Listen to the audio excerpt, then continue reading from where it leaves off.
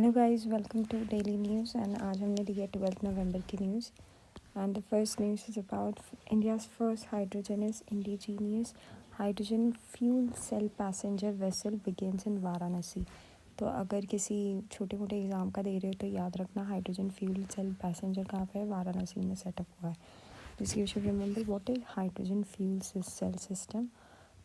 It runs on hydrogen fuel system for marine use, which uses a fully indigenous low temperature proton exchange. Protons exchange होंगे membrane fuel cells. देखो, electrons ऐसे ऐसे ऐसे और फिर CH2 waters के use करके हाइड्रोजन है ना. Proton exchange membrane fuel cell क्या होता है? It makes electricity from hydrogen without burning it using a membrane. हम नॉर्मली इलेक्ट्रिसिटी कहाँ से प्रोड्यूस करते हैं? कोल से, है ना. पर अब हम ये प्रोटॉन एक्सचेंज मेम्ब्रेन से, मतलब हाइड्रोजन की मदद से वाटर के यूज़ में हाइड्रोलिसिस करके हम इलेक्ट्रिसिटी प्रोड्यूस करते हैं. ठीक है. Hydrogen enters the anode where a catalyst splits into protons and electrons, है ना. Protons pass through the proton exchange membrane, but electrons cannot. Electrons flow through an external circuit generating electricity. Electrons ही तो हैं, electrons का movement ही तो electricity generation करता है. अगर 9th स्टैंडर्ड की NCERT पढ़ोगे तो पता चलेगा. जो इलेक्ट्रॉन्स होते हैं वो रिवॉल्व अराउंड करते हैं एटम्स के. इनका जब एक्सचेंज होता है अपने वैलेंसी को मेंटेन करने के लिए, तब जाके इलेक्ट्रिसिटी प्रोड्यूस होता है. मतलब तब जाके इलेक्ट्रिक करंट्स एंड ऑल ये सब पासेस होते हैं, हीट प्रोड्यूस होता है. Protons reach the cathode where oxygen from the air is supplied. Protons, electrons plus oxygen combine at the cathode to form water and small amount of heat is produce. Advantage क्या होता है? तो हमें क्या करना है, हमें ये सब नहीं लिखना पड़ता है मीन्स में लिखोगे indigenous hydrogen fuel membrane fuel cell is being generated to produce electricity. या तो using hydrogen to produce electricity recently developed in Varanasi. ठीक है. इसकी एडवांटेज क्या होता है? Zero emission, water is release as byproduct. हम नॉर्मली क्या लिखते हैं? Carbon dioxide is release as byproduct, methane and all is release as byproduct. इसमें क्या होता है? Hydrogen which is important in the air too. तो byproduct अच्छा बाई प्रोडक्ट है. Then comes delivers high power density and offers advantage of low weight and volume carried in other fuels, है ना. Normally हम जब electricity produce करते हैं उसको कहीं ना कहीं स्टोर भी करते हैं ना, तो ये कम स्टोरेज वाला है. Offers low weight. ठीक है. Quick startup, operates at low temperature also allowing start quickly. Quite operation, no moving parts, dust noise free smooth ride. High efficiency, convert hydrogen directly into electricity, making it more efficient. तो क्या क्या होगा? हमें लिखना क्या क्या है. ये सिर्फ इसी के लिए नहीं काम है. हम लिख सकते हैं कि यूजिंग कोल के बदले हम क्या ले सकते हैं? हाइड्रोलिसिस कर सकते हैं. हाइड्रोलिसिस, और इसका हमने एग्जांपल देखा है वाराणसी में सेटअप हुआ है. Proton exchange membrane cell, hydrogen split hydrogen to convert into electricity, है ना. It is fast, quickly generated, cheap. Byproduct is hydrogen, hence less harmful, noise free. ये सब लिख सकते हैं. ठीक है. ऐसे बीच में बनाना और फिर एडवांटेज कर देना. Associated challenges. अच्छा, हाई कॉस्ट मटेरियल्स होगा. ठीक है. स्पेशली कैटलिस्ट जो प्लैटिनियम ये सब लगेगा. ठीक है. अवेलेबिलिटी ऑफ क्लीन हाइड्रोजन चाहिए, तभी जाके इंटेंसिव एनर्जी जनरेट होगी. Durability uses specially under high stress. अब तक हमने देखा, पता ही नहीं है ना, ज़्यादा जनरेट ही नहीं किया तो आइडिया भी नहीं है. Next, NITI Aayog release the report on deepening the corporate bond market in India. ठीक है. कॉर्पोरेट बॉन्ड क्या होता है? बॉन्ड्स इशू किए जाते हैं फॉर कॉर्पोरेट्स, है ना. कॉर्पोरेट्स के फंड के लिए कॉर्पोरेट अपने शेयर्स डालेगा शेयर मार्केट में, सो दैट उनको पैसे आए. तो इस बॉन्ड को हम कहते हैं कॉर्पोरेट बॉन्ड. डेट इंस्ट्रूमेंट है issued by private and public cooperation. Public की भी तो कंपनी होती है. To raise fund for purpose of expansion infrastructure और ओवरऑल बिजनेस.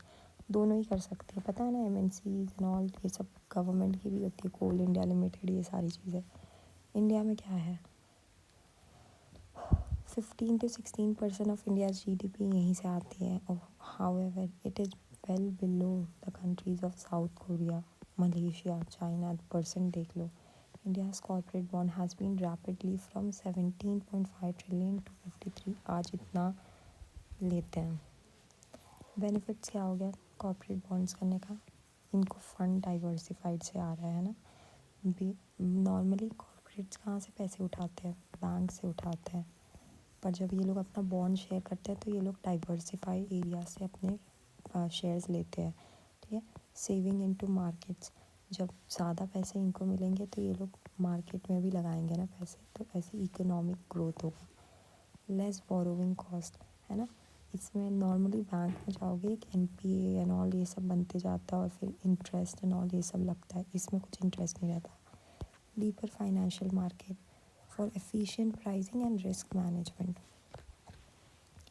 चैलेंजेस क्या हैं, corporate management govern by multiple regulators, SEBI, RBI और मिनिस्ट्री ऑफ कॉर्पोरेट अफेयर्स, ये हर किसी में लिख डालो। रेगुलेटरी चैलेंजेस, मल्टीपल ऑफिसेज उनके ऊपर है, रेगुलेशंस है, not just from SEBI, not just from RBI also, but also from MCA, ministry of corporate affairs, particularly for lower rated और infrequent issuer. Extensive disclosure requirement, है ना, सभी के कुछ रूल्स होते हैं ना, मार्केट में आने से पहले डिस्क्लोज़र करना पड़ता है, तो कंपनीज़ को इतना पसंद नहीं है, तो ये उनके लिए ये हो जाता है। Weakness in credit rating agency framework, conflict of interest due to issuer payer, higher entry cost, information बताना पड़ता है, एब्सेंस ऑफ सेकेंडरी मार्केट, है ना। अब देखो वे फॉरवर्ड क्या है, 3 फेज सोल्यूशन। पहले स्ट्रीमलाइन इंटर एजेंसी रेगुलेशन, सारे रेगुलेशन से बात करो। फर्दर स्टैंडर्डाइज डिस्क्लोजर, स्टैंडर्ड तरीके से डिस्क्लोज करो, कुछ भी रैंडमली नॉलेज जैसा भी पूछा वैसा नहीं, अपने बेटर तरीके से स्ट्रीमलाइन करके बातें करके। Strengthen the bankruptcy and resolution process by improving IBC effectiveness, है ना। Third, focus on deeper market integration, adaptation of global practices, है ना। नॉट इम्पॉर्टेंट फॉर मेंस, पर मेंस में ये इम्पॉर्टेंट है कि कॉर्पोरेट बॉन्ड्स आता है ना, तो क्या क्या आएगा कॉर्पोरेट बॉन्ड्स में, bonds issued by the private और public companies to raise funds for anything, infrastructure expansion, business overall. India's corporate bond contributes 15 to 16% of GDP, constitute 15 to 16, much lower than any other country like South Korea, Malaysia and China. इसका benefits क्या होता है, diversified funds देखते हैं हम, savings इनको market जाता है, low cost borrowings and all ये सब देखते हैं। World development report, standards for development was released by world bank. देखो World Development Report, Standards for Development released by World Bank. It highlights growing web of international standards in reshaping global economy, benefiting wealthy nation and larger multi. आज जो economy हमारी चल रही है वो benefit किसको कर रही है, वेल्दी नेशंस को, प्लस लार्ज मल्टीनेशनल कंपनीज़ को ही बेनिफिट कर रही है, ठीक है। Important, therefore it is better to have a better economic development. Standards boost trade by reducing transaction costs, enabling interoperability, drive innovation and helping industry. ये इतना important नहीं है, पढ़ भी लोगे लिख नहीं पाओगे। मैक्सिको देखो, मैक्सिको का कैपिटल मैक्सिको सिटी, इधर बेलीज़ है, वियतनाम, बेलीज़, ई साल्वाडोर, निकारागुआ, ठीक है। वियतनाम, बेलीज़, ई साल्वाडोर, निकारागुआ, ई साल्वाडोर और निकारागुआ नहीं है मैक्सिको से रिलेटेड। मैक्सिको से कौन लगा है, यूएसए, वियतनाम एंड बेलीज़, बस 3 ही कंट्री बॉर्डर करती हैं। पैसिफिक ओशन वेस्ट में आता है, गल्फ ऑफ मैक्सिको आता है। क्या होता है मैक्सिको की न्यूज़ में, 50% tariff of import around bye non preferential trade partners including India. देखो, अनाउंस 50% ऑफ टैरिफ, हमारे ऊपर, हम मेक्सिको हमारे इम्पोर्ट्स के ऊपर 50% टैरिफ लगा रहा है, ठीक है, इंक्लूडिंग इंडिया। यूएसए के ही बगल बगल में है ना, तो सेम कांड वो भी करते जा रहा है। यहाँ पे नेचुरल रिसोर्स कौन सा है? अच्छा, इसका लार्जेस्ट माउंटेन रेंज कौन सा है? सिएरा मड्रे। बहुत ज़्यादा न्यूज़ में रहता है, बहुत ज़्यादा आता भी है। सिएरा मड्रे कहाँ का है? नॉर्थ अमेरिका अब तक तो आता है। अब तक मैंने सिर्फ नॉर्थ अमेरिका ही देखा है, पर यही याद रखना मेक्सिको का है। रियो ग्रांडे रिवर्स यहाँ से भी पास होता है। ये मेंबर्स है यूएन का, G20 का, OECD कंट्रीज़, है ना। चैम्पियंस ऑफ अर्थ अवार्ड पता है ना किसको मिलता है? इस साल किसको मिला है? Tamil Nadu IAS officer Supriya Sahu, awarded her pioneering leadership on critical environmental challenges. कौन देता है? यूएन हाईएस्ट एनवायरमेंटल ऑनर है ये। पिछले बार अब नया आ गया है, तो ये छोटे मोटे एग्जाम्स में बहुत आएगा ये। इस बार किसको मिला है? सुप्रिया साहू को। साफ वाफ करती रहती हैं तो Sahu. UN highest environmental honour awarded every year since 2005 से चलता आ रहा है, ठीक है। चराईचुंग फेस्टिवल, आसाम का मजूली होस्ट चराईचुंग फेस्टिवल एसएससी के एग्ज़ाम से बहुत आता है, बहुत आता है, मतलब बहुत आता है। चराईचुंग फेस्टिवल्स मैंने कई बार देखा है। तो revive Asia's first protected royal bird sanctuary, what you have to, Asia's first protected royal bird sanctuary Chraichung establish in 1630। देखा, समझा क्यों ये आता है? इतना पुराना है और वर्ल्ड का, एशिया का फर्स्ट बर्ड सेंचुरी है, ठीक है। होम किंग ने प्रताप सिंघा, स्वारगाडुयू प्रताप सिंघा इन्होंने लगाया था।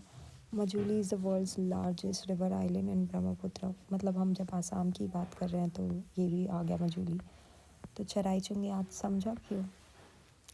प्रोजेक्ट सन कैचर, कई बार, ये तो गूगल का है ना, खाली इतना ही याद रखना है, गूगल का है सन कैचर।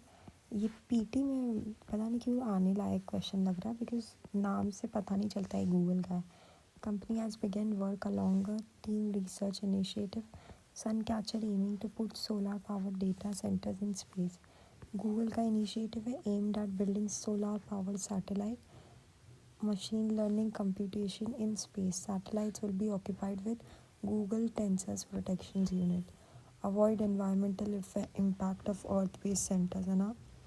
राटले प्रोजेक्ट फिर से न्यूज़ में है। राटले डैम है ना, Kishtwar faces construction of Ratle dam, ठीक है। राटले डैम कहाँ पे है ये याद रखना, चिनाब पर बन रहा है, रिवर चिनाब पे बन रहा है। किश्तवाड़ डिस्ट्रिक्ट ऑफ जम्मू कश्मीर, ये याद रखना। बस ये याद रखना, राटले डैम कहाँ का है? Jammu Kashmir.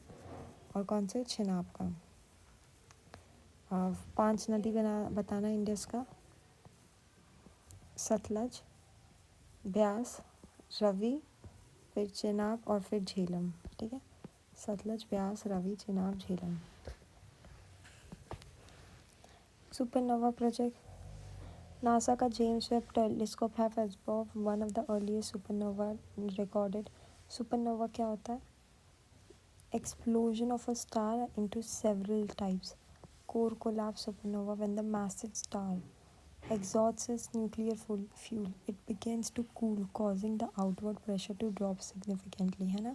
If a star was 10 times larger than the sun, it may be behind black hole, may leave behind black hole, ठीक है। अगर स्टार, कोई भी सैटेलाइट स्टार, मतलब जो प्लैनेट नहीं उसको हम स्टार बोलते हैं ना, कोई भी चीज़ अगर वो सन से 10 गुना ज़्यादा है, बड़ी है, ठीक है, तो जब ये एग्जॉस्ट होती है, सुपरनोवा क्या होता है? जब एक प्लैनेट स्टार एग्जॉस्ट होने लग जाता है, ठंडा होने लगता है गर्म से, है ना, वो मतलब मरने की कंडीशन में हो जाता है, न्यूक्लियर फ्यूल उसके ख़त्म हो जाता है, तो वो तो सुपरनोवा। और पर अगर वो 10 गुना बड़ी होती है तो वो ब्लैक होल मोस्टली बन जाती है जब वो सुपरनोवा पोजीशन पे आती है। एक रन अवे सुपरनोवा होती है, when two stars orbiting one another collide or white dwarf pulls too much other from a nearby star. White dwarfs are the remains of the star, roughly the size of a sun when it turns into fuel. यानी supernova क्या हो रहा है? Explosion of stars. और explosion of stars कब होता है? या तो 2 स्टार कोलाइड करती है, या तो एक स्टार अपनी फ्यूल रिड्यूस हो जाती है उसकी। Convention against discrimination and against education, of course education, ये सब यूनेस्को बात करता है। Right to education past present and future, इसकी बात कर रहा है रिपोर्ट। कन्वेंशन क्या है पहले ये देख लो। डिस्क्रिमिनेशन इन एजुकेशन 1960 से ही आ गया था report. First legally binding, it is the first legally binding international instrument which is entirely dedicated to right of education. मतलब ये फर्स्ट लीगली बाइंडिंग नहीं है, पर पहला एजुकेशन के रिलेटेड लीगली बाइंडिंग ये है ट्रीटी। देख लो, फ्री एंड कंपलसरी एजुकेशन देना चाहिए, secondary accessible available. India has not ratified yet. India member तो है यूनेस्को का, इसका भी मेंबर हो जाएगा, पर इंडिया इसने रेटिफाइड नहीं किया है। हमारी अपनी एजुकेशन चल रही है, मैं क्या बताऊँ। नार्को टेस्ट, नार्को टेस्ट पता है ना क्या होता है, बहुत ज़्यादा न्यूज़ में था। कौन सा केस याद ही सबको पता है अब तो। A narco test is a process of investigation where the accused is sedated by certain substance, है ना। वो अरे वो शाहरुख खान के बेटे का लीगैलिटी कहाँ है। Article 20 of the constitution provide protection against self incrimination, ठीक है। तो नार्को टेस्ट क्यों होना चाहिए अगर हमें सेल्फ इंक्रिमिनेशन पर आपका मामला ही केस ही ऐसा हो जाता है कि करना ही पड़ता है। पर Selvi guidelines, Supreme Court held that without free consent, any such test would be unconstitutional and any information obtained shall not be used as an evidence। मतलब हम बता रहे हैं नार्को टेस्ट से प्रोटेक्शन हमें कैसे कैसे है, ठीक है। और सुप्रीम कोर्ट ने टाइम इन मेमोरियल बताया है कि नार्को टेस्ट तो आप ले लेते हो, बट फोर्स तरीके से और इनवॉलेंट्री नार्को टेस्ट, ये इससे जो भी रिजल्ट आता है ये हम अनकॉन्स्टिट्यूशनल इनवैलिड मानेंगे, ठीक है। और इसका प्रोटेक्शन कहाँ कहाँ दिया है, सेल्वी गाइडलाइंस में दिया है कि आप कितने भी टेस्ट करवा लो, it will be unconstitutional and time in memorial Supreme Court in its various judgment have validated this statement, है ना। मनोज कुमार साइनी वर्सेस विनोभाई केस और Manoj Saini case, court held that such test do not confirm guilt but information obtain might contribute to the, है ना।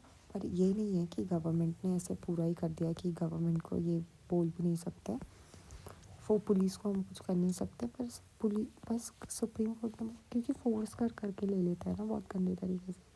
तो मनोज कुमार फिर Vinobhai case में ये बोला गया कि नार्को टेस्ट से आप किसी को भी क्रिमिनल नहीं घोषित कर सकते हो, आप इसको पार्ट बना सकते हो इन्वेस्टिगेशन का।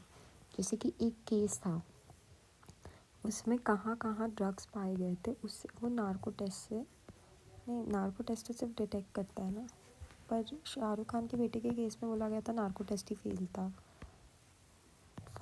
जानबूझकर ड्रग्स वग्स फैलाया। तो एनीवे नार्को टेस्ट क्या होता है और इसके प्रोज एंड कॉन्स दोनों होते हैं, पर कहाँ से लीगल सेफ गार्ड हमें पढ़ना है पहले। आर्टिकल 20 प्रोटेक्ट करता है ना, कॉन्स्टिट्यूशन का प्रोटेक्ट करता है सेल्फ इंक्रिमिनेशन का, अगेंस्ट सेल्फ इंक्रिमिनेशन का। फिर सेल्वी टेस्ट गाइडलाइंस, है ना। इसमें सुप्रीम कोर्ट ने बोला है फ्री कंसेंट के बिना जो भी टेस्ट लिया गया है वो अनकॉन्स्टिट्यूशनल और इनवैलिड हो गया। फिर विनोभाई केस, इसमें सुप्रीम कोर्ट ने क्या बोला, narco test could be taken as not as a criminal to confirm guilt but to contribute to the investigation. आप इन्वेस्टिगेशन बिगिन कर दो, बस यही है, ठीक है। तो क्या क्या इंपॉर्टेंट है नार्को टेस्ट में, ये मीन्स रिलेटेड है। Convention against discrimination of education ये 1960 से चला आ रहा है, यूनेस्को का है, इंडिया नहीं रेटिफाइड है। सुपरनोवा तो पता है, सन कैचर गूगल का है, रैटले प्रोजेक्ट चेनाब डैम पे बन रहा है, चेनाब पे बन रहा है ना। ये Kishtwar district of Jammu Kashmir. UN champions earth award किसको मिला है, सुप्रिया साहू को मिला है 2005 से। चराई चंद फेस्टिवल इम्पोर्टेंट है, आसाम में चल रहा है। मेक्सिको, ठीक है। वर्ल्ड डेवलपमेंट बैंक ने ये दिया है। CBM क्या है, कॉर्पोरेट बॉन्ड्स कितना है, इंडिया में कितना कंट्रीब्यूट करता है, 15 to 16% ऑफ इंडियाज़ GDP। अच्छा खासा ही है, पर फिर भी यार कॉर्पोरेट्स को और लेना चाहिए ताकि वो इकोनॉमी को बूस्ट कर पाए ना।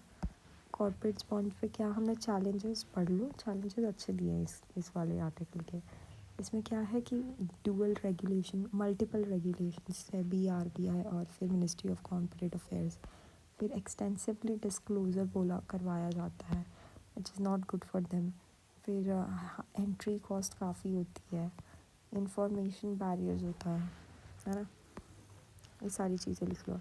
ये क्या लिखोगे इसमें, मीन्स रिलेटेड ही याद कर लो कि हम लिखते हैं ना, यूज़ ऑफ कार्बन के बदले हम क्या क्या यूज़ कर सकते हैं, यूज़ ऑफ हाइड्रोजन सेल, है ना।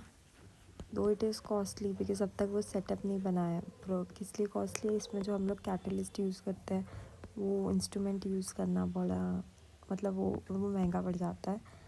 पर फिर हाईली ये है, मतलब कंबस्ट ही क्या करता है, हाइड्रोजन लेता है, ठीक है। हाइड्रोजन ही इसका बाय प्रोडक्ट है, तो कार्बन डाइऑक्साइड से तो बेटर ही है। अब देखो मेन स्कीम, लेड आईटी क्या है, leadership for industry transition initiative. पर इसकी मिनिस्ट्री कौन है, leadership for industry transition. Environment forest and climate change ministry है। लॉन्च कौन किया है, UN क्लाइमेट एक्शन समिट 2019 ने लॉन्च किया है, 2019 पर। लेड आईटी इतना पुराना है, ठीक है। इंडिया और स्वीडन थे in 2019 to guide energy intensive industry to turn into low carbon economy. It bring together countries companies committed to achieving net zero emission in line with Paris agreement, है ना। helps the world's hard to decarbonize and energy intensive sectors industry towards low carbon economy। कौन सी countries हैं, India और Sweden, ठीक है। कब है, 2019 में पार्टिसिपेट। कहाँ पे हुआ था, वर्ल्ड इकोनॉमिक फोरम में ये इनिशिएटिव था। क्या बोला गया था कि जो इंडस्ट्रीज़ है उनको अब नेट कार्बन एमिशन के ऊपर जो अब ध्यान देना चाहिए, है ना। इम्पॉर्टेंट है, पूछो क्यों। हम लिख सकते हैं, मतलब ना भी आए पीटी में, ये चीज़ तो लिखनी चाहिए ना मेंस में, कि in lead IT initiatives like lead IT where the industries are been told to go towards to decarbonize and energy intensive industries, है ना, so that companies are being committed to action to achieve Paris Agreement. Okay guys, thank you and meet you with next article. Bye.